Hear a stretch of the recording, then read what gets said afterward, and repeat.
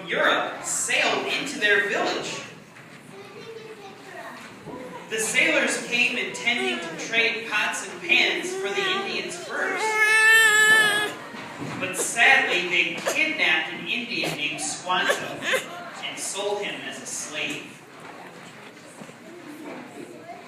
But Squanto was not alone, for God was watching over him and had a very special plan for him. Squanto lived in England and Spain for several years.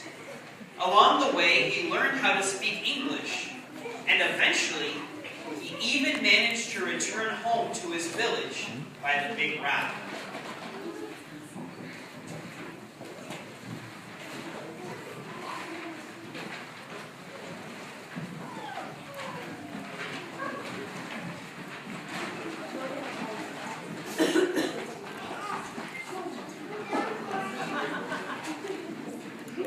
But when he got there, he saw that the village was empty. All the Pawtuxets, every member of his family and all his friends, had died from the terrible plague called smallpox.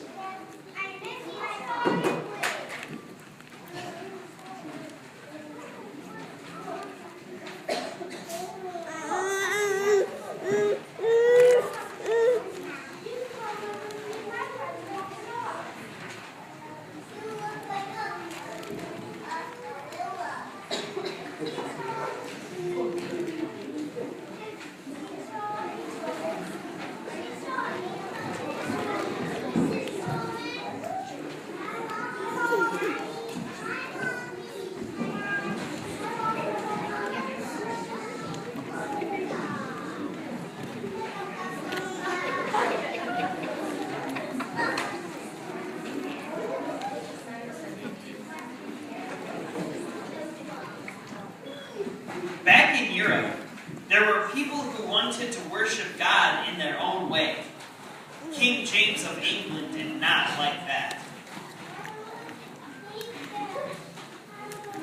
Some of the people left England and lived in Holland for a while. Others stayed and worshipped secretly on ships in the harbor.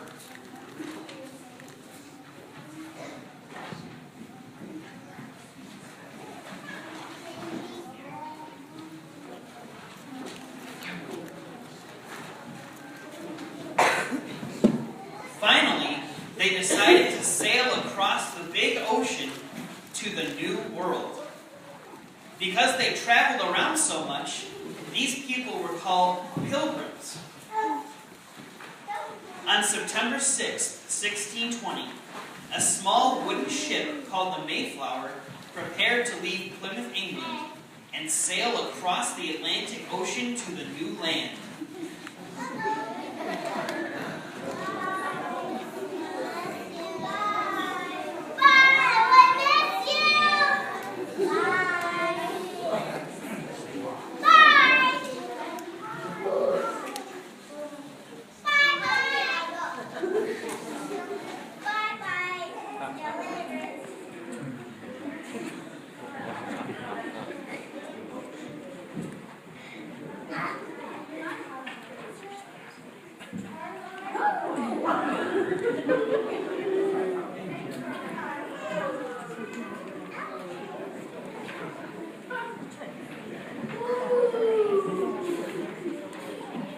Sailing on the Mayflower was anything but comfortable for its 102 passengers and 30 sailors. Most of the passengers lived and stayed below the deck, where there wasn't much room to move. The ceiling was less than 5 feet tall, and there was little light because it was too dangerous to use candles. Not only did the pilgrims have to battle seasickness, but also some terrifying storms.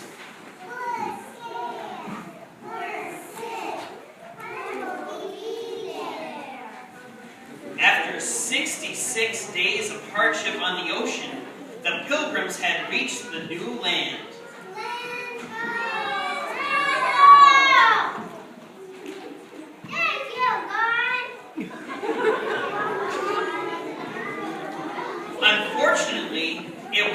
winter.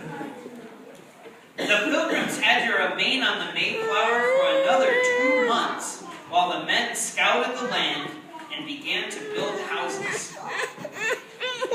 That first winter was terrible for the Pilgrims.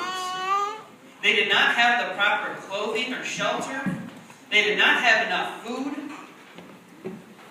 Many of the Pilgrims became ill, and more than half of them died that first winter.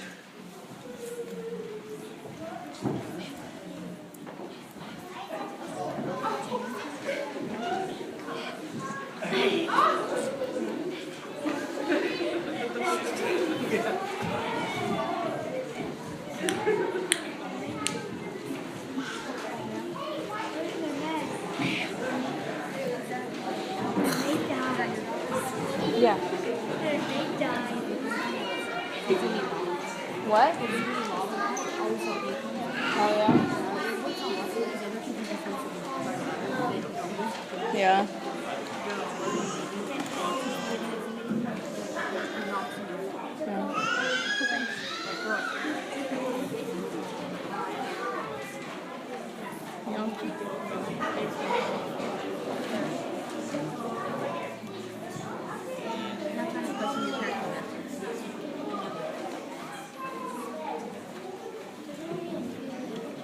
When spring finally came, it was a time of joy.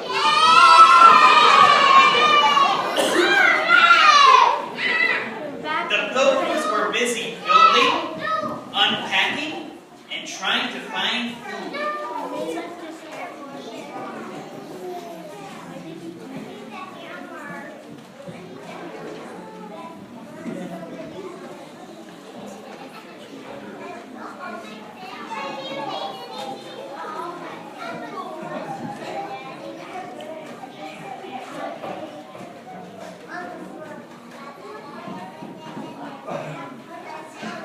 One day, a kind visitor came to the Pilgrims' village.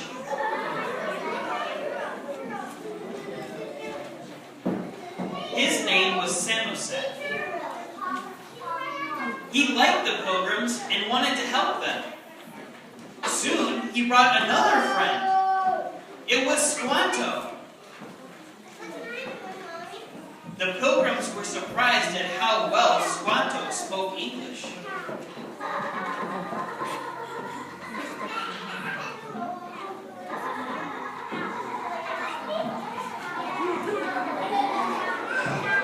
Squanto showed the Pilgrims how to grow different crops, like corn and squash, and how to fish and hunt.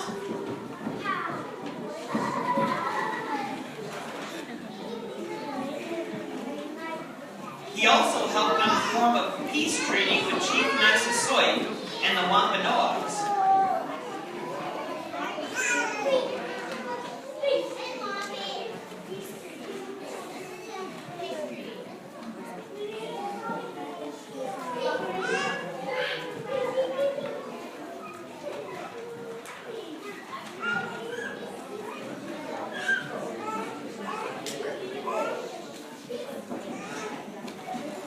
He also helped them form a peace treaty with Chief Massasoit and the Wampanoags. All summer, Squanto taught the Pilgrims how to live in the New World. They became very good friends. In fact, Squanto lived with the Pilgrims at Plymouth for the rest of his life. The governor of Plymouth, William Bradford, wrote in his journal that Squanto was a special instrument sent by God for the Pilgrims' good, beyond expectation.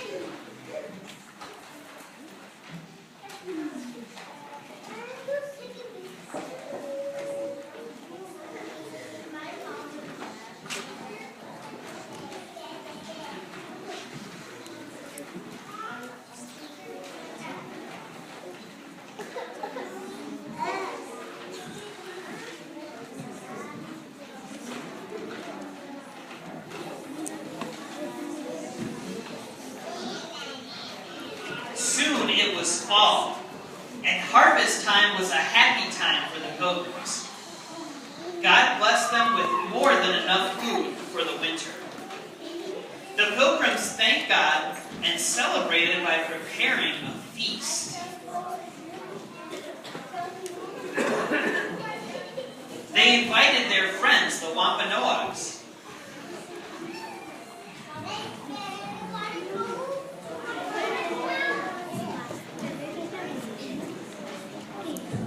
Long tables were filled with